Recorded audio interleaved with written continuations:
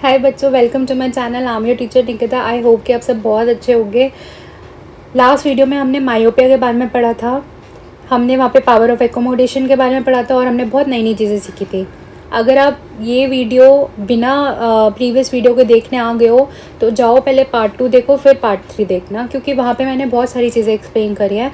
वो समझ आएंगी तभी आपको यहाँ पे हाइपरमेट्रोपिया के बारे में समझ आएगा। ठीक है, तो पहले उस वीडियो को देखो जाके, फिर इस वीडियो पे आना। तो इस वीडियो के अंदर हम लोग बात करने वाले हैं आज हाइपरमेट्रोपिया के बारे में, प्रेसबायोपिया के बारे में और कैटरैक्ट के बारे में। ये हमारे विजन्स हैं, डिफेक्ट्स हैं विजन्स के। ठीक है, तो लास्ट वीडियो में हमने मायोपिया के बारे में डिस्कस करा था। मायोपिया के अंदर क्या होता है, जिसको भी मायोपिया होता है उसको दूर की चीज़ें ढंग से नज़र नहीं आती है, पास की चीज़ें देख लेता है। क्योंकि जो मायोपिक आई होती है उसका जो फार पॉइंट होता है, जो कि इन्फिनिटी होता है, वो इन्फिनिटी ना रहकर थोड़ा पास आ जाता है। ठीक है, इस वीडियो के अंदर हम लोग हाइपरमेट्रोपिया के बारे में बात करेंगे। तो हाइपरमेट्रोपिया बेटा, जिसको हम लॉन्ग साइटेडनेस भी बोलते हैं या फिर फार साइटेडनेस भी बोलते हैं। ठीक है, इसके अंदर क्या होता है, ध्यान से समझना। इसके अंदर जो हाइपरमेट्रोपिया वाला पर्सन होता है उसको दूर की चीज़ें जो होती हैं वो ढंग से नज़र आती हैं, बिल्कुल क्रिस्टल क्लियर नज़र आती हैं। लेकिन अगर उसको पास उसकी कोई पास रखी हुई चीज़ है वो उसको नज़र नहीं आएंगी, क्लियरली ब्लर हो जाएगी। ठीक है, तो उसको हम लोग क्या बोलते हैं, हाइपरमेट्रोपिक आई बोलते हैं या हाइपरमेट्रोपिया बोलते हैं, जिसको पास की चीज़ें नज़र नहीं आती है। जो उसका नियर पॉइंट होता है, मैंने आपको बताया था नॉर्मल आई का जो नियर पॉइंट होता है वो 25 सेंटीमीटर होता है। ठीक है, हम लोग 25 सेंटीमीटर तक आराम से बिना किसी स्ट्रेस के, स्ट्रेन के चीज़ें आराम से देख सकते हैं। लेकिन यहाँ पे क्या होता है, इसका जो नियर पॉइंट होता है वो 25 ना रहकर बढ़ जाता है। ठीक है, अभी आगे मैं बताऊंगी कैसे क्या बढ़ जाता है, क्यों बढ़ जाता है। ठीक है, तो near point of hypermetropic I is more than 25 centimetre away. तो 25 सेंटीमीटर से ज़्यादा होता है इसका नियर पॉइंट। ठीक है, हाइपरमेट्रोपिक आई का। ठीक है, तो अब देखते हैं, अब चीज़ें समझना। यहाँ पे ये लिखा हुआ है, hypermetropia is that defect of vision due to which a person can not see the near by object clearly. तो he can see the distance object clearly. ठीक है, तो उसको डिस्टेंस ऑब्जेक्ट क्लियरली नज़र आता है, लेकिन पास के ऑब्जेक्ट उसको नज़र नहीं आते हैं क्लियरली। तो यहाँ पे अब देखो, सपोज करो कि ऑब्जेक्ट जो है 25 सेंटीमीटर पे रखा हुआ है। ठीक है, ये हाइपरमेट्रोपिक आई है। डायग्राम बहुत थोड़ा बुरा सा है यार, काम चलाओ। ठीक है, कर लेना थोड़ा एडजस्ट।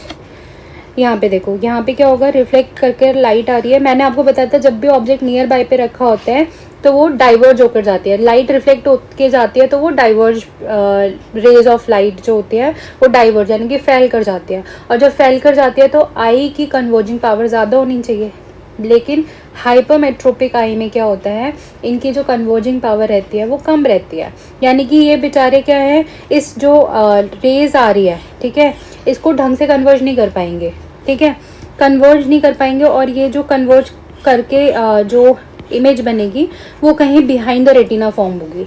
ठीक है, इमेज जो होगी वो बिहाइंड द रेटिना फॉर्म होगी। और अगर कोई चीज़ रेटिना पे नहीं बन रही है तो कैसे नज़र आएगा, है ना। मैंने क्या बताया था, इमेज कहाँ फॉर्म होती है, रेटिना पे फॉर्म होती है, तभी इंसान को ढंग से नज़र आता है। अब जब इमेज रेटिना पे बन ही नहीं रही है, बिहाइंड द रेटिना कहीं जाके फॉर्म होगी, भैया उस पर्सन को ढंग से नज़र नहीं आएगा, ब्लर ही नज़र आएगा। ठीक है, तो यहाँ पे हाइपरमेट्रोपिया में इमेज कहाँ बनती है, बिहाइंड द रेटिना, ये बात याद रखना। ठीक है, बिहाइंड द रेटिना। और इन फ्रंट ऑफ रेटिना कब बनती है, मायोपिया वाले केस में। ठीक है, मायोपिया वाले केस में in front of retina image formed होती है तो वहाँ पे उसको ब्लर नज़र आता है। यहाँ पे बिहाइंड द रेटिना फॉर्म्ड हो रही है तो भी उसको ब्लर नज़र आएगा। ठीक है, तो 25 सेंटीमीटर, तो ये तो हो गया नॉर्मल आई के अकॉर्डिंग। अगर मैं बात करूँ नॉर्मल आई के अकॉर्डिंग, नियर पॉइंट यही रहता है। ठीक है, अब यहाँ पे देखो भैया, मैंने तो बोला था कि इसका जो नियर पॉइंट होता है वो थोड़ा 25 से बढ़ जाता है। तो इसका नियर पॉइंट मान लो अगर 50 सेंटीमीटर था, इस वाली आई का नियर पॉइंट 50 सेंटीमीटर था, तो मैंने इस ऑब्जेक्ट को उठा के रख दिया 50 सेंटीमीटर पे। अब मैंने इस ऑब्जेक्ट को उठा के रख दिया 50 सेंटीमीटर पे, तो अब पता है आपको क्या होगा,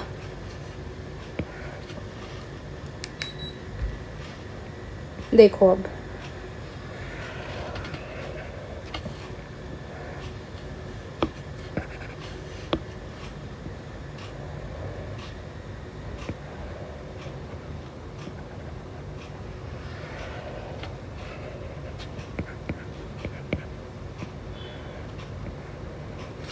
ठीक है, अब यहाँ पे देखो, यहाँ से अब रिफ्लेक्ट होके लाइट जाएगी,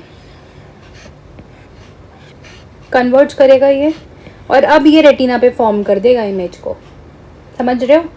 25 सेंटीमीटर नॉर्मल आई के अकॉर्डिंग नियर पॉइंट था, लेकिन इस आई का जो नियर पॉइंट था वो बेटा कितना हो गया था, 50 सेंटीमीटर हो गया, बढ़ गया। ठीक है, नियर पॉइंट 25 सेंटीमीटर ना रहकर 50 हो गया। तो यानी कि अगर मैंने किसी ऑब्जेक्ट को 50 सेंटीमीटर पर उठा के रख दिया जो 25 पे रखा था, अब ये आँख जो है बिल्कुल आराम से क्लियरली देख सकेगी उस ऑब्जेक्ट को। लेकिन जब तक मैंने उसको 25 पे रखा रहने दिया या 30 पे रखा रहने दिया तो उसको नज़र नहीं आएगा, क्योंकि उसका नियर पॉइंट 50 हो चुका है अब।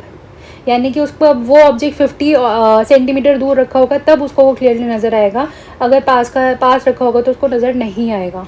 ठीक है, ऐसा क्यों हुआ? क्योंकि इसकी कन्वर्जिंग पावर लेस है। ठीक है, इस आँख की जो कन्वर्जिंग पावर है वो लेस हो चुकी है। मैंने आपको बताया था नियर बाय ऑब्जेक्ट जब रखा होता है तो डाइवर्ज होकर जाती है लाइट, तो उस टाइम पर आई को कन्वर्जिंग पावर ज़्यादा चाहिए होती है, क्योंकि उसको सारी लाइट को जो डाइवर्ज होकर आ रही है उसको सबको कन्वर्ज कराना है रेटिना पे, तो कन्वर्जिंग पावर ज़्यादा चाहिए होती है। लेकिन यहाँ पर कन्वर्जिंग पावर क्या हो चुकी है, कम हो चुकी है। तो कन्वर्जिंग पावर कम हो चुकी है तो भैया कहाँ फॉर्म हो रही है इमेज, बिहाइंड द रेटिना। ठीक है, अब इसका करेक्शन क्या कर सकते हैं? अगर मैं करेक्शन की बात करूं, करेक्शन कैसे होगी, सपोज करो तो करेक्शन के लिए हम लोग यूज़ करते हैं बेटा कॉन्वेक्स लेंस। हाइपरमेट्रोपिक आई को करेक्ट करने के लिए हम लोग यूज़ करते हैं कॉन्वेक्स लेंस का। ठीक है, हाइपरमेट्रोपिक आई को करेक्ट करने के लिए हम लोग कौन सा लेंस का यूज़ करते हैं, कॉन्वेक्स लेंस का यूज़ करते हैं। ठीक है, अब यहाँ पे देखो, ये रखा था 25 सेंटीमीटर पे ऑब्जेक्ट,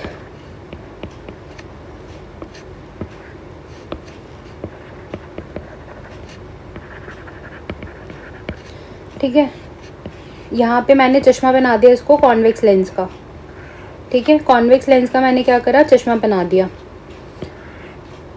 अब क्या होगा देखना,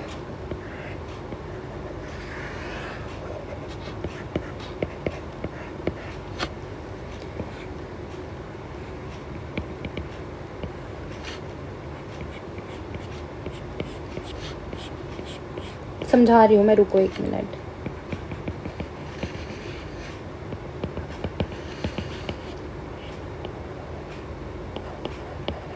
हमने ऐसी पावर का कॉन्वेक्स लेंस लिया जिसकी वजह से जो इमेज है वो 50 सेंटीमीटर दूर बन जाएगी, जो एक्चुअली में ऑब्जेक्ट रखा है 25 सेंटीमीटर पे। जब इस कॉन्वेक्स लेंस ने इमेज, जो ऑब्जेक्ट की इमेज है वो 25 सेंटीमीटर दूर बना दी है, तो अब ये क्या करेगा, एक तो दूसरी चीज़ है कन्वर्ज, इसको हम लोग कॉन्वेक्स लेंस को क्या भी बोलते हैं, कन्वर्जिंग लेंस भी बोलते हैं। यानी कि ये कन्वर्जिंग जो भी रिफ्लेक्टेड रे ऑफ लाइट आ रही है उनको कन्वर्ज कराने में भी हेल्प कर रहा है। साथ के साथ जो ऑब्जेक्ट 25 सेंटीमीटर दूर रखा है उसकी इमेज को 50 सेंटीमीटर दूर बना रहे हैं, जिसकी वजह से अब हमारी जो आई है, जो इमेज है वो आई के रेटिना पे बन जाएगी और अब उस पर्सन को क्लियरली नज़र आएगा। आई होप कि ये टॉपिक क्लियर हो गया होगा। हाइपरमेट्रोपिया में क्या होता है, कोई भी जो पर्सन होता है उसका 25 सेंटीमीटर नियर पॉइंट ना रहकर उससे ज़्यादा हो जाता है, फिर उसको करेक्ट कराने के लिए हम कॉन्वेक्स लेंस का यूज़ करते हैं। कॉन्वेक्स लेंस जो होता है वो हमारा कन्वर्जिंग लेंस भी होता है, वो कन्वर्ज करता है रे ऑफ लाइट को। ठीक है, कोई भी अगर डाइवर्ज होकर रे ऑफ लाइट आ रही है तो उसको कन्वर्ज कराने का बहुत अच्छा काम हमारा कॉन्वेक्स लेंस करता है। तो हम उस पावर का कॉन्वेक्स लेंस उसको देते हैं जो उस आई को ज़रूरत होती है। ठीक है, आई होप कि ये टॉपिक क्लियर हो गया होगा। अब हम रीज़न की बात कर लेते हैं कि हाइपरमेट्रोपिया जिस पर्सन को होता है तो क्यों होता है, ऐसा क्या रीज़न है उसको कि वो हाइपरमेट्रोपिया उस पर्सन को हो गया। तो पहला रीज़न तो यही है कि कन्वर्जिंग पावर उस आई की बहुत कम हो चुकी है। ठीक है, तो वो कन्वर्ज नहीं कर पा रहा है, इसलिए उसको पास की चीज़ें नज़र नहीं आ रही हैं। दूसरी चीज़ होती है कि जो आई बॉल है, ठीक है, जो आई बॉल होता है वो बहुत छोटा है। ठीक है, आई बॉल बहुत छोटा है तो जो इमेज आई बॉल पे बननी रेटिना पे बननी चाहिए वो बिहाइंड द रेटिना बन रही है।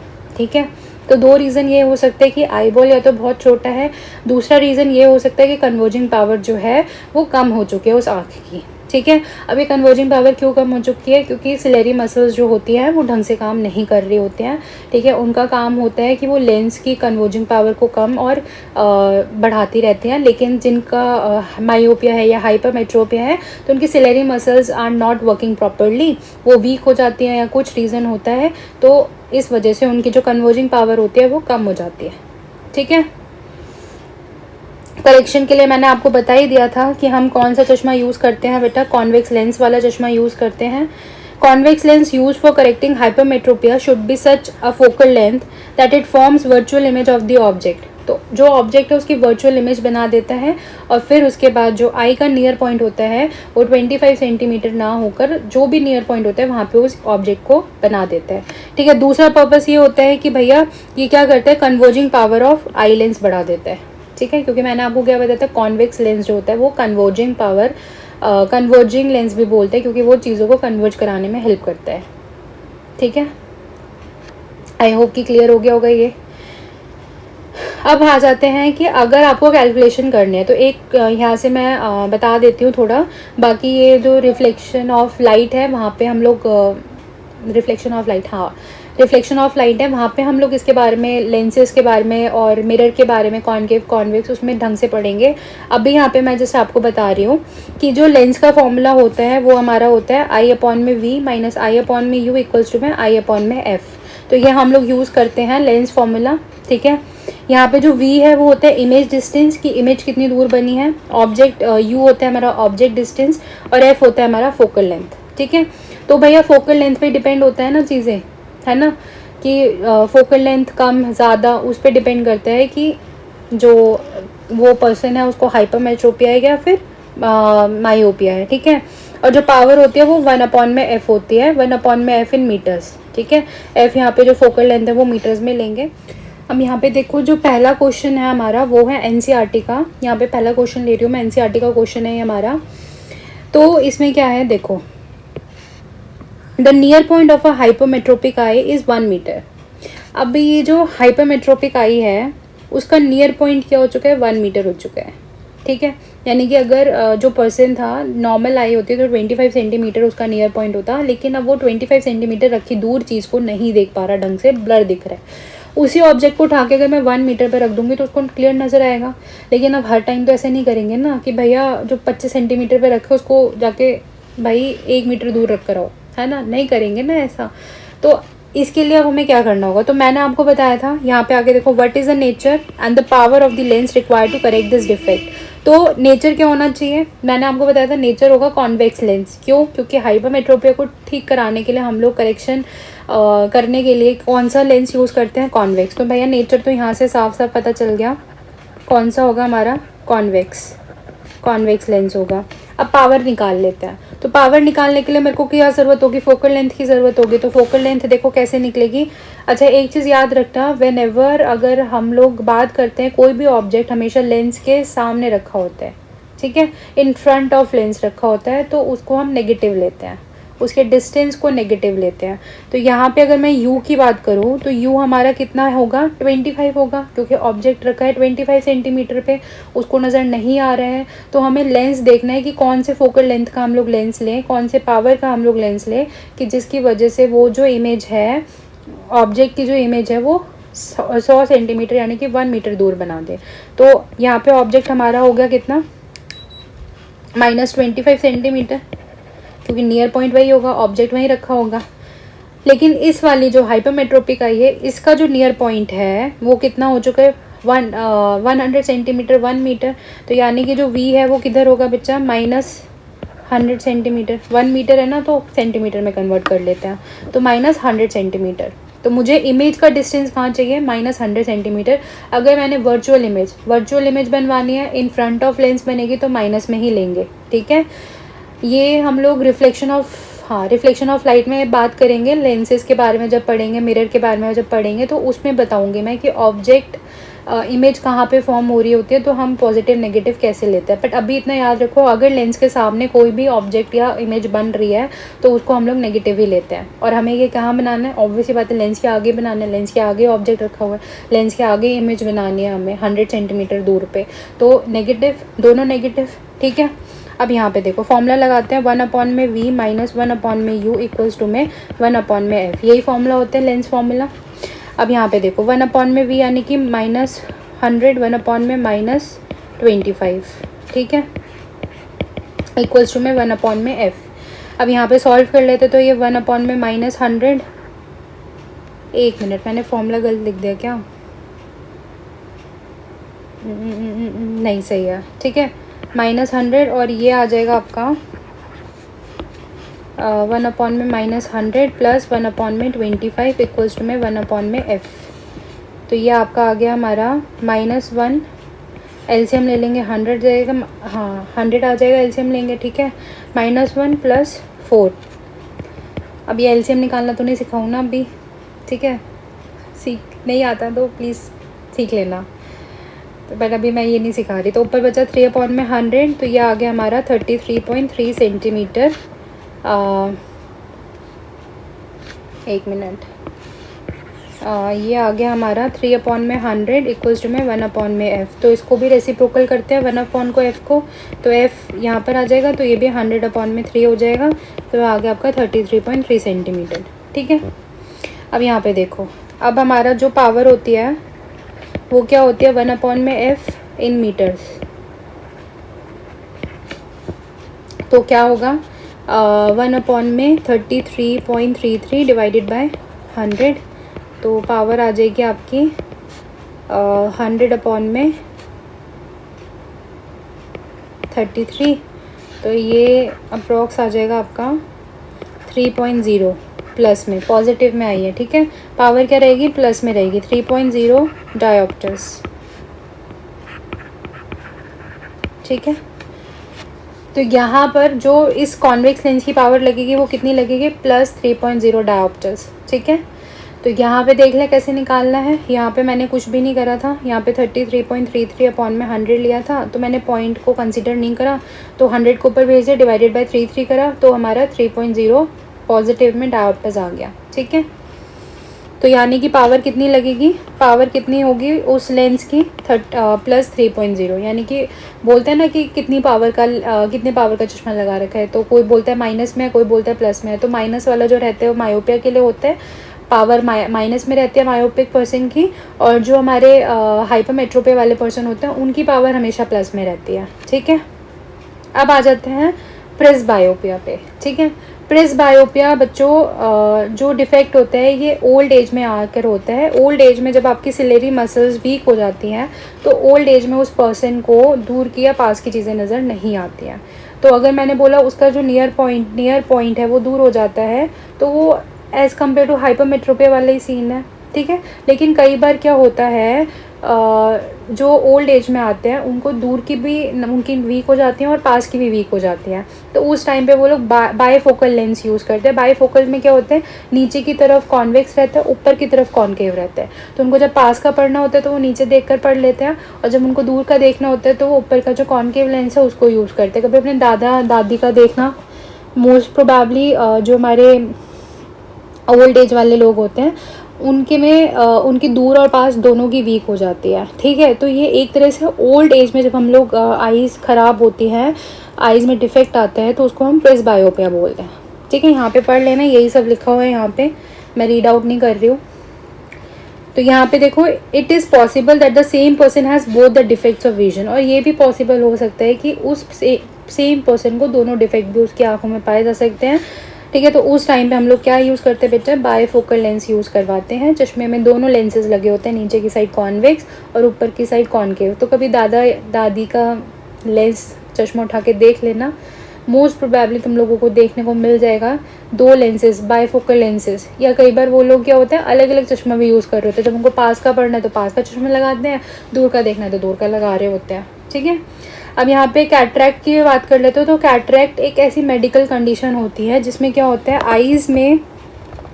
आइज़ के जो लेंस होता है उसमें क्लाउडी, या फिर कैसे बोलूँ मैं, एक जाला, ठीक है, जैसे एक जाला टाइप बुन जाता है, एक जैसे मकड़ी जाला बुनते हैं ना, वैसे ही आँखों के आपके लेंस के ऊपर आ जाता है, क्लाउडी विजन हो जाता है जिसकी वजह से, तो उसको हम लोग कैटरैक्ट बोलते हैं, ठीक है। अब इस कैटरैक्ट को, इस डिफेक्ट को दूर करने के लिए क्या होता है, सर्जरी होती है। जो आपका पुराना लेंस है, जो आपका ओरिजिनल लेंस है, उसको निकाल के एक आर्टिफिशियल लेंस इंस्टॉल करा जाता है थ्रू सर्जरी, ठीक है, तो ठीक हो जाती है। तो कैटरैक्ट के अंदर क्या होते हैं, यहाँ पे देखो, द मेडिकल कंडीशन, एक minute, the medical condition in which the lens of the eye of a person becomes progressively cloudy resulting in blurred vision is called cataract। मेरी नानी को हुआ था, ठीक है, तो उनको भी कैटरैक्ट हुआ था, जिसको हिंदी में हम लोग मोतियाबिंद बोलते हैं कि इस पर्सन को मोतियाबिंद हो गया। तो वो कैटरैक्ट होते हैं, उसमें लेंस के ऊपर क्लाउडी कुछ मतलब बन जाता है, या मैंने एक तरह से बोला कि जैसे जाला सा बुन जाता है, और जिस वजह से क्या होते हैं, विजन ब्लर्ड हो जाती है, पर्सन को नज़र नहीं आता है। वो चाहे चश्मा कोई सा भी लगा लें, कोई सा भी चश्मा लगा लें, कोई हेल्प नहीं होता। इसका लास्ट ऑप्शन होता है सर्जरी। तो पुराना वाला लेंस निकाल के आर्टिफिशियल लेंस इंस्टॉल कर दिया जाता है आँखों में। तो यहाँ पे ये हमारा होते हैं। हमने डिफेक्ट्स ऑफ विजन्स कंप्लीट कर लिए हैं, थोड़ी चीज़ें और रह गई हैं इस चैप्टर की, वो नेक्स्ट वीडियो में 1 या 2 वीडियो और लगेगी, हमारा चैप्टर कंप्लीट हो जाएगा। और अगर आप सच्ची में, मैं बता रही हूँ, आप नए हो इस चैनल पे, तो अगर आपको वीडियो अच्छी लगी हो तो सब्सक्राइब ज़रूर कर देना, लाइक भी कर देना। और अगर कोई भी डाउट हो तो you can ask me, comment down. कोई भी चीज़ अगर आपको पूछनी है या समझ नहीं आती है, या कोई नया चैप्टर या कोई डाउट कुछ भी पूछना है तो कमेंट करो, मैं ज़रूर आपके डाउट्स को क्लियर करूँगी। तो तब तक के लिए अब नेक्स्ट वीडियो में मिलते हैं, तब तक के लिए टाटा बाय बाय, ध्यान रखो अपना, बाय बाय।